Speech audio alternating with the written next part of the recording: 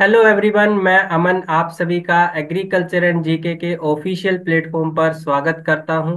तो आज हमारे साथ जुड़ी हुई हैं प्रगति शर्मा, जिन्होंने टीपीएससी एग्रीकल्चर ऑफिसर 2024 के एग्जाम में रैंक नाइन्थ जो है फर्स्ट अटेम्प्ट में हासिल किया है। तो चलिए जानते हैं उनकी सक्सेस की कहानी, उनकी जुबानी।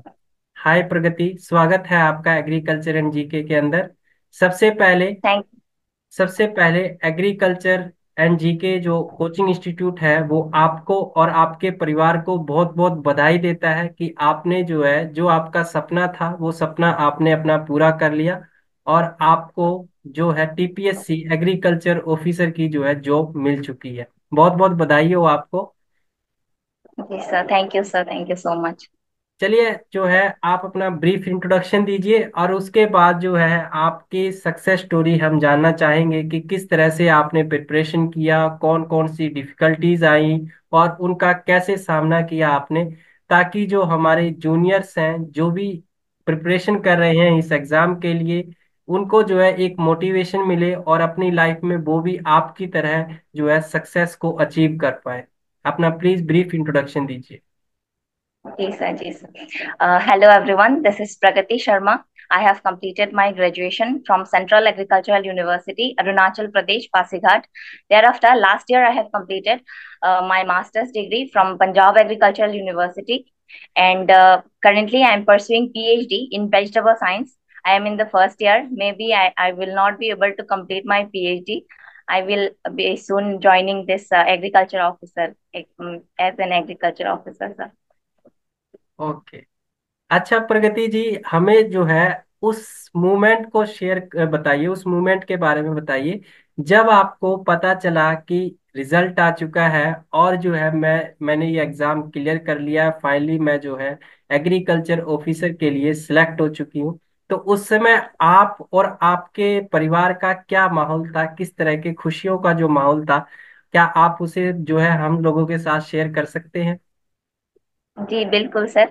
सर एक्चुअली मेरा बिलीफ सिस्टम बहुत स्ट्रांग था। मुझे मुझे पता था पहले से कि मुझे मिल जाएगा और मेरा रैंक 10th में टॉप 10 में आएगा। मुझे ये भी मतलब बिलीफ था कि हो जाएगा। और मेरा जब रिजल्ट रिजल्ट आया, पीडीएफ जब देखा तो मेरा नाम ही नहीं मिल रहा था, इतना मैं एक्साइटेड थी।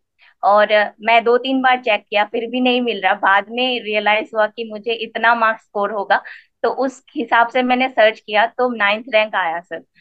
मेरा इंटरव्यू वो सब, बहुत सारा प्रॉब्लम्स आए पर फिर भी 9th में आ गए। तो मैं बहुत खुश हुई। कंफर्मेशन थी मेरे लिए वो एक, कि हाँ चलो कंफर्म हो गई। और मेरे पापा को सबसे पहले बताया, वो भी बहुत खुश थे, मम्मी पापा को ओ, बहुत खुश है सब। बिल्कुल। अच्छा चलिए जो है आपको रिजल्ट के बारे में सबसे पहले पता कैसे चला कि रिजल्ट आ चुका है? सर एक हमारे मतलब ग्रुप होते हैं एग्रीकल्चर के, हम्म। त्रिपुरा के, वहां से पता चला सर। वहां पे ही ग्रुप में सेंड किया था पीडीएफ। ओके, आपको वहां से पता चला। चलिए ठीक है जी सर। प्रगति शर्मा जी, अब जो है हम जानना चाहेंगे कि जैसा कि आप इस एग्जाम के लिए प्रिपरेशन कर रही थी टीपीएससी एग्रीकल्चर ऑफिसर के लिए, तो आपको मोटिवेशन कहाँ से मिली? सर मैं मेरा जो यूनिवर्सिटी था बीएससी का, वो सेंट्रल हम्म। एग्रीकल्चर यूनिवर्सिटी से है। वहां से 16 लोगों को मतलब मिल गया था लास्ट ईयर। तो सीनियर्स बहुत मोटिवेटिंग थे, उनका लाइफस्टाइल इतना चेंज हुआ। वो लोग मेरे सीनियर ही थे, उसके बाद वो लोग ऑफिसर बन गए, उनका चैम्बर थे। और उनका जो मतलब सोशल स्टेटस है वो बदल गए। मतलब it was very motivating sir, very motivating. तो उसके बाद मैं उतना जॉब सेंटर्ड नहीं था। तो मैं सोच रही थी मैं पीएचडी करूंगी, उसके बाद प्रोफेसर के लिए अप्लाई करूंगी। मेरा माइंड उतना जॉब सेंटर्ड नहीं था, तो मैंने सोचा क्यों ना मैं भी तैयारी करूँ इस एग्जाम की। और मुझे अपॉर्चुनिटी मिली, फिर से वैकेंसी आई, तो मैंने तैयारी शुरू किया। और फॉर आउटर मोटिवेशन मैंने बहुत सारा गाना भी सुनती थी। मैं जब भी मोटिवेटेड फील करती हूँ, बहुत सारे हिंदी म्यूजिक होते हैं, उसको मैं सुनती हूँ। Okay, very good. अच्छा चलिए जो है अब थोड़ा सा अपना जो आपका स्टडी का टाइम टेबल था कि कितने आवर्स जो है आपने स्टडी को दिए, किस तरह से जो है कौन से सब्जेक्ट को आप कब पढ़ती थी, कौन सी बुक आपने ज़्यादा प्रेफर की, इसके साथ ही साथ जो है आपने जो स्टडी कंटेंट था वो आपने कहाँ कहाँ से कलेक्ट किए, तो इस कंप्लीट सफर के बारे में जो है थोड़ा सा बताइए, ताकि स्टूडेंट्स को जो है पता चले इसके बारे सर, टाइम टेबल के बारे में बताने जाऊँ तो managing time table was very crucial for me because I was a MSc student. में। और मुझे थीसिस भी लिखना था, रिसर्च पेपर्स भी करने थे, और तभी मेरा एग्जाम भी था।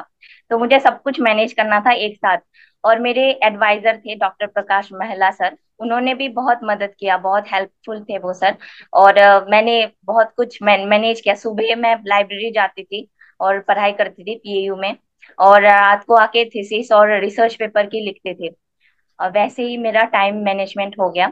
और मेरा एंटोमोलॉजी और पैथोलॉजी में थोड़ा वीक थी मैं, तो उसी पे मैंने फोकस किया। मेरे वीक को मैंने एनालिसिस किया कि मुझे वीक नहीं रखना है किसी भी एरिया में। तो मैंने उसी को पढ़ाई किया। अभी अभी फिलहाल अभी वीकनेस नहीं है। और मैं यूट्यूब से भी पढ़ाई करती थी। और syllabus is the key to success.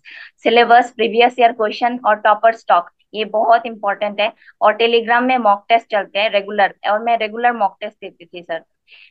और और पढ़ाई तो चलती रहती है सर, और एवरी टाइम 6 आवर्स ऐसे पढ़ती थी सर, हाँ, एवरीथिंग। मतलब सुबह उठते जागते हमेशा यही दिमाग में रहता था कि ये टॉपिक ऐसा था, ये पढ़ा था, ये पढ़ा था, है ना कहीं जी ऐसा सर, लगता सत्य। है कि जब हम एग्जाम के लिए प्रिपरेशन करते हैं वो भी सीरियसली, तो फिर चाहे हम जी सर। खाना खा रहे हो, चाहे जो किचन में खाना बना रहे हो, चाहे बर्तन धो रहे हो, कुछ भी कर रहे हो, पर एग्जाम जी जो है माइंड के अंदर वही टॉपिक चलता रहता है कि हाँ उसमें ये चीज थी, वो इस तरह से जो है हमारा रिवीजन भी होता रहता है साथ ही साथ, है ना। ये एक बढ़िया स्ट्रैटेजी रहती है। चलिए, जैसा जी कि सर। आपने बताया कि आपका वीक पॉइंट जो है प्लांट पैथोलॉजी और आई थिंक एंटोमोलॉजी सब्जेक्ट जो है आपने बोला, तो फिर आपको जी ये सर। चीज पता कैसे चली कि आपका ये वीक पॉइंट है? जैसे बहुत से स्टूडेंट्स होते हैं उनको पता ही नहीं होता कि मेरा सब्जेक्ट कौन सा वीक में हूँ, कौन सा सब्जेक्ट मेरा स्ट्रांग है। तो इसके लिए क्या आपने मॉक टेस्ट अटेंड किए, या फिर क्या स्ट्रेटेजी अपनाई जिससे आपको एक आइडिया हुआ कि हाँ मुझे इस सब्जेक्ट पर जो है ज्यादा फोकस करने की जरूरत है?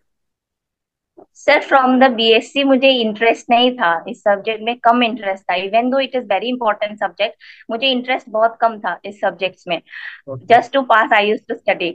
एंड मुझे बाद में पता चला every subject is very important to crack any exam. तो मुझे ऐसे ही पता चल, और मैं बहुत कम टाइम एफर्ट लगाती थी इन सब्जेक्ट्स को पढ़ाई करने में। एग्रोनॉमी और हॉर्टिकल्चर, सॉइल साइंस मुझे बहुत पसंद थे, और मैंने बहुत ज्यादा पढ़ लिया पहले से ही।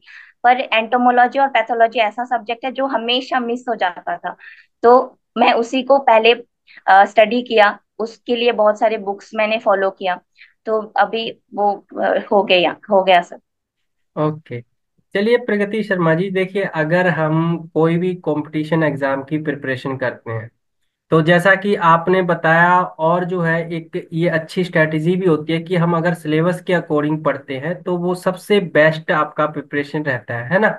लेकिन सिलेबस में जो चीजें दी होती हैं उस कंटेंट को ढूंढना काफी डिफिकल्ट होता है। अगर ढूंढते भी हैं तो आधे से ज्यादा टाइम उसी के अंदर वेस्ट हो जाता है, कंटेंट को कलेक्ट करना, फिर उसके नोट्स प्रिपेयर करना। तो आपने ये जो डिफिकल्टीज हैं इसको कैसे हैंडल किया? किस तरह से आपने अपना जो कंप्लीट सिलेबस जो है उसका कंटेंट कवर अप किया, उसके नोट्स कैसे बनाए? ये जो है थोड़ा सा हमें आइडिया दीजिए। जी सर। सर, फॉर एंटोमोलॉजी मैंने अपने एंटोमोलॉजी के 3-4 दोस्तों से बात किया। उन्होंने बताया ये बुक पढ़ो, और मैंने उनको ये भी बताया कि मेरे पास टाइम कम है, मुझे कम टाइम में कैसे मैनेज हो पाएगा, ऐसा बुक बताओ। तो मैंने उनसे ये मदद लिया। डिफरेंट न्यूमेरिकल्स जो सॉल्व नहीं होते थे उनसे मैंने मदद मांगी। सॉयल साइंस के लिए सॉयल साइंस के सीनियर्स को अप्रोच किया, पीएचडी वाले सीनियर्स को। और एग्रोनॉमी के लिए एग्रोनॉमी के सीनियर से 2-3 बुक्स उन्होंने भी सजेस्ट किया। और वहाँ के सारे बुक्स मैंने फॉलो नहीं किया, वहां से एक्सट्रैक्ट किया मटेरियल्स जो जो सिलेबस में इंक्लूडेड है। और उसमें बहुत टाइम गया सर, बहुत ज्यादा टाइम गया। पर फाइनली मैंने एक नोट तैयार किया, और वहीं से मैंने स्टडी किया। और नेमरा सुंडा बुक को मैंने 10 बार पढ़ लिया। तो मेरा ऑलमोस्ट हो गया। और नेमरा सुंडा में जो चीज नहीं है वो मैंने एक्स्ट्रा किया बाकी बुक से। हर सब्जेक्ट के लिए मैंने उसी डिपार्टमेंट के उसी स्टूडेंट को मैंने कांटेक्ट किया सर। ओके प्रगति जी, चलिए आपकी बातों से मुझे ऐसा लगा है कि जो बरसों से कहावत चली आ रही है कि सीनियर्स जो है जूनियर से काम करवाते हैं, बट आपने तो उल्टा ही कर दिया, यहाँ सीनियर्स को ही काम पे लगा दिया कि कौन सी बुक सजेस्ट करनी है, कहाँ से पढ़ना है, उनको ही जो है आपने काम पे लगा दिया यहाँ पे, है ना। चलिए कोई बात नहीं, जी आपने कहावत उल्टी की है तो बिल्कुल आप उसके लायक हैं, आपने जो है चीज को अचीव भी किया है, सक्सेस को जो है अचीव भी किया है। और जरूर आपके जो सीनियर्स जिन्होंने आपको सजेशन दिया होगा उनको भी प्राउड फील हो रहा होगा कि हाँ मैंने इसको सजेस्ट किया था और आज ये जो है इसने सक्सेस पाई है ना। जी अच्छा सर। चलिए थोड़ा सा मुझे जो है आप बताइए, जैसा कि क्या होता है, हम किसी भी कंपटीशन एग्जाम की प्रिपरेशन करते हैं तो स्टार्टिंग में क्या होता है, जैसे एकदम से अचानक से जो है अंदर से मोटिवेशन आती है कि नहीं यार, अगर अच्छे से प्रिपरेशन नहीं करी ना तो आने वाले फ्यूचर के अंदर ना अंधेरा ही अंधेरा होगा। तो इतनी ज्यादा मोटिवेशन जागती है कि रात को नींद भी नहीं आती, फिर रात को उठ के पढ़ने लगती है। ये जो मोटिवेशन है 2 दिन 3 दिन इतनी ही रहती है, ज्यादा दिन तक नहीं रहती। उसके बाद धीरे धीरे गिरती जाती है, फिर हम डीमोटिवेट होते रहते हैं, फिर नींद ज्यादा लेने लगते हैं, किताब उठाते हैं नींद आने लगती है, फिर जैसे ही एग्जाम आता है वैसे ही दोबारा से ये चीज जाग जाती है, फिर स्ट्रेस माइंड जो है बढ़ जाता है। तो ये जो बीच बीच में डीमोटिवेशन होता है तो उसको आपने कैसे जो है अपने आप को मोटिवेट किया, और एक कंटिन्यूटी जो है अपने अपने अंदर किस तरह से मेंटेन करके रखी। सर डिमोटिवेशन एक नेचुरल प्रोसेस है, बहुत डिमोटिवेट होती थी मैं भी। पर हमेशा मोटिवेट रखने के लिए मैं हर रोज लाइब्रेरी जाती थी। अपने वाइब्स को मैच करने के लिए मैं दूसरों के साथ पढ़ाई करती थी और डिस्कशन करती थी अपने सीनियर्स के साथ, या फिर जूनियर्स के साथ भी मैं डिस्कशन करती थी। तो उसमें इंटरेस्ट भी आता है और मोटिवेशन भी आता है। लाइक माइंडेड, हमेशा लाइक माइंडेड पीपल के साथ रहना चाहिए। और जब भी ज्यादा डिमोटिवेट हो तो मैं गाना सुनती हूँ, बहुत ज्यादा बूस्ट अप कर देते हैं मोटिवेशन। और हैबिट बनाना पड़ता है 21 डेज का, अगर हम कंटिन्यू करें तो कुछ भी पॉसिबल है, कुछ भी हैबिट बन जाते हैं हम्म, आफ्टर। मतलब हैबिट बनने के बाद तो कंटिन्यू हो जाता है वो प्रोसेस सर। अगर हाँ हम बंद कर देते हैं बीच में पढ़ाई तो हो नहीं पाती। कंटिन्यूअसली पढ़ाई करना है सर। हाँ बिल्कुल।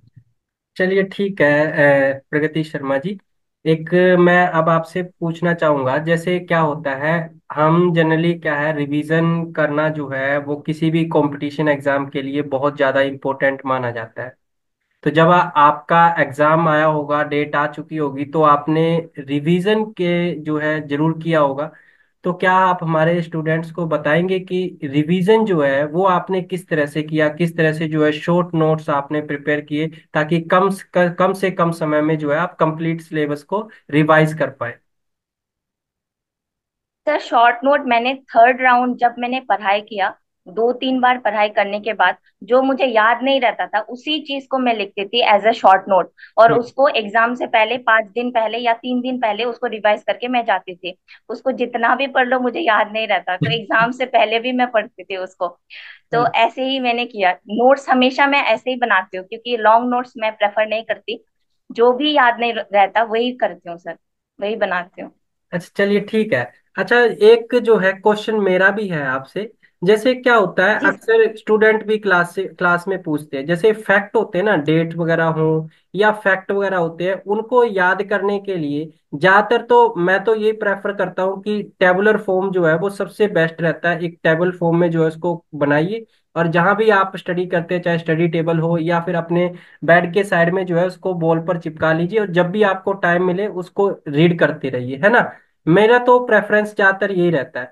तो आप जो है ये फैक्ट, जैसे फैक्ट होते हैं या डेट्स होती है, इनको कैसे याद करती हैं। तो मैं किसी इंसान के साथ एसोसिएट कर देती हूँ, किसी इंसान के बर्थडे के साथ, ये डे है तो ये इंसान के साथ एसोसिएटेड है, तो मैं इसको दिमाग में सेट कर लेती हूँ कि ये है तो ये इंसान है, ऐसे वाले। और उसका बर्थडे मुझे याद रहते थे तो उस हिसाब से मैं करती थी सर। और हमेशा पढ़ते रहने से, रिवीजन करते रहने से याद हो जाता है। जो जो सेट नहीं होता, कोई अगर बर्थडे नहीं हो रहा है तो उसको अलग से एक्सट्रैक्ट करके मैं अलग से रिवाइज करती हूँ उसको।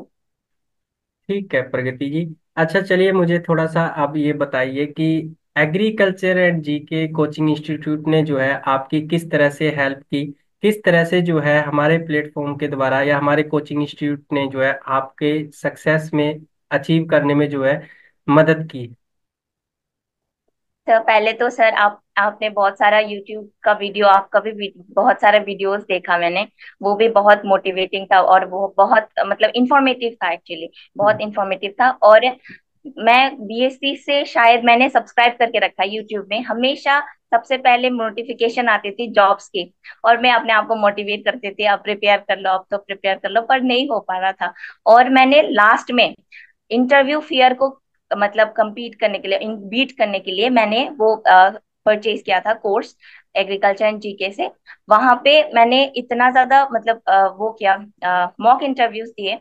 तो मेरा इंटरव्यू में, रियल इंटरव्यू में मुझे कुछ भी डर ही नहीं लगा, मुझे ऐसा फील हुआ कि मैं मॉक दे रही हूँ अभी भी। और उन्होंने इंटरव्यू में ये भी पूछा, आर यू रियली कंफर्टेबल? मैंने सच में बोला, हाँ yes sir, I am very comfortable. मैं बहुत कंफर्टेबल थी उस इंटरव्यू फियर को मतलब वो करने के लिए, बीट करने के लिए। मैं सबको सजेस्ट करूंगी मॉक इंटरव्यू जरूर दे बिफोर रियल इंटरव्यू। बिल्कुल बिल्कुल। चलिए ठीक है प्रगति शर्मा जी, इतना ही। आपकी स्टोरी सुन के हमें अच्छा लगा, और उम्मीद करता हूँ आपने जिस तरह से सीनियर्स की हेल्प ली है तो आप भी अपने जूनियर्स की मदद करेंगे, और आपके जो जूनियर्स हैं वो भी आपकी तरह ही जो है इस जॉब को जरूर पाने में जो है सक्सेस रहेगी, है ना। आपकी स्टोरी दूसरे स्टूडेंट्स के लिए जो है वो मोटिवेशन रहेगी, और जो है आपको और आपके परिवार को हमारे एग्रीकल्चर एंड जीके के प्लेटफॉर्म के कोचिंग इंस्टीट्यूट की तरफ से आपको बहुत बहुत जो है बधाई हो। अपना ध्यान रखिए, और जो है अच्छा जो है मुझे थोड़ा सा बता दीजिए कि आप जॉब कब अटेंड कर रही हैं। सर आफ्टर 1 मंथ होगा शायद, अभी तक ओके। कंफर्म नहीं है। अभी आई थिंक मेडिकल चेकअप वगैरह चल रहा है ना। जी सर, हाँ, जी सर। मेरी एक कैंडिडेट से बात हुई थी तो वो कह रहे थे कि अभी सर मेडिकल चेकअप वगैरह है, उसके बाद ज्वाइनिंग का है। चलिए ठीक है, बहुत बहुत बधाई हो आपको और आपके परिवार को। ठीक है। Okay. Thank you sir, thank you so much.